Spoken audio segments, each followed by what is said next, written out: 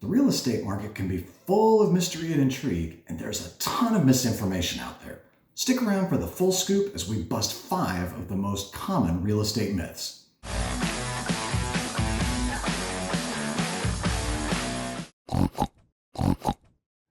Hey guys, it's Brian Johnston, the Piggy Realtor, with a quick peek behind the scenes of the real estate market.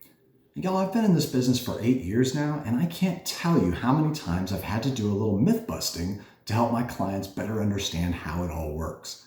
And we don't have a whole lot of time to bust every crazy bit of misinformation out there, but we do have time to tackle the top 5. So today we're going to talk about pre-approvals, making your best offer, pricing to sell, renovation ROI, and home inspections. So let's get started with one of the biggest myths out there, that it's better to get pre-approved after you find your perfect home. No, ma'am.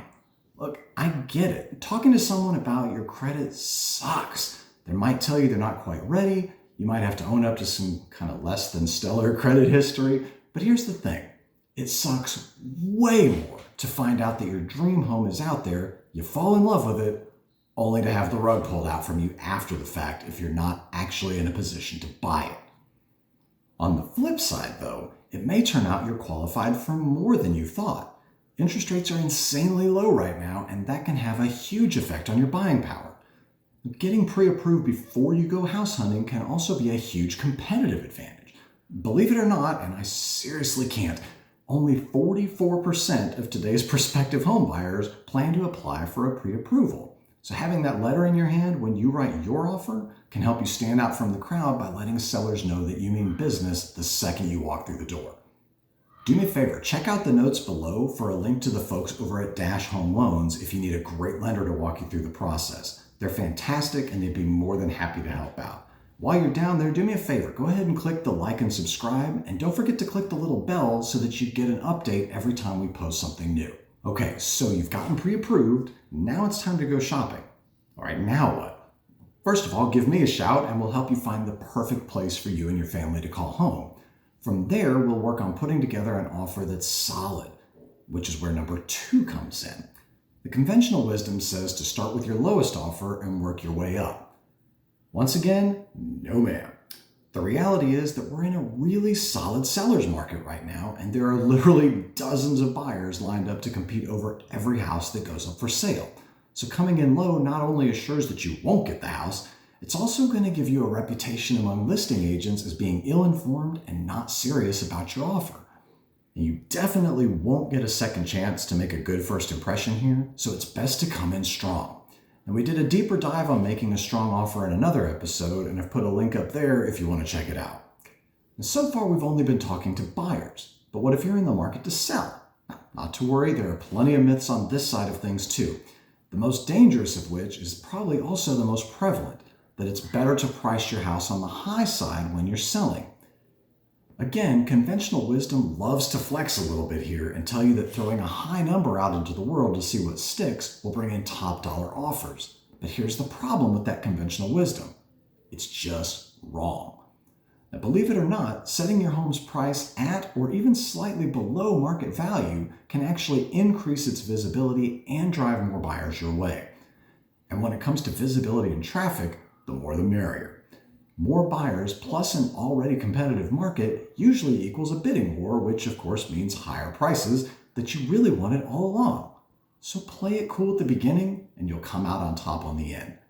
Now, once the price is right and you're ready to get your home on the market, you should totally do a ton of renovations so you can get top dollar, right? Yeah, maybe not.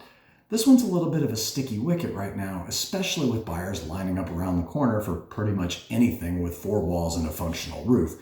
But the general gist is this. Putting a ton of money into a home that you're planning to leave may actually benefit your buyer more than it benefits you. Instead, you'd be better served to put your time and effort into the little things that make your house shine. Touching up dull or damaged paint, fixing loose screws or cabinet doors.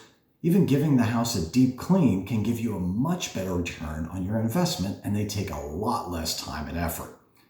Now, don't sweat it if you're not sure where to get started on those kinds of projects, okay? We can discuss that when we sit down to talk about a marketing strategy for selling your house.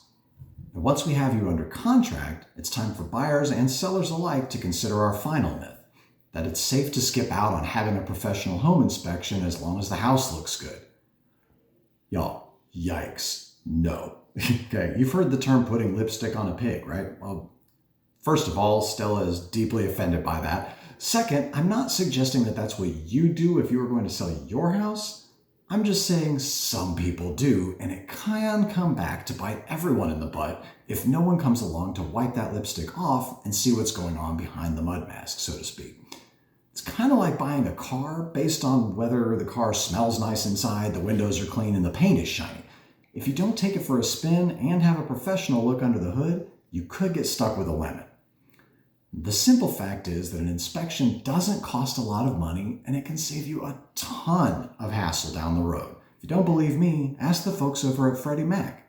They said resist the temptation to waive the inspection contingency, especially in a hot market or if the home is being sold as is, which means the seller won't pay for repairs. Without an inspection contingency, you could be stuck with a contract on a house you can't afford to fix. Now, if you're curious about everything that goes into a home inspection, I'm afraid that's a different topic for another time, but I've dropped the contact information for Wilson & Son Inspections down below. Give Andrew a shout. He's awesome, and he's always happy to answer any questions that you might have. So the bottom line is this, guys. Get pre-approved before you go shopping. Don't lowball sellers. Don't price gouge buyers. Hold off on the costly repairs, and don't skip the inspection. Whether you're looking to capitalize on historically low interest rates or you're a seller hoping to strike when the iron is hot, Stella the Wonder Pig and I would love to walk you through things. Just give us a squeal. We'll help you bring home the bacon. We'll see y'all next time.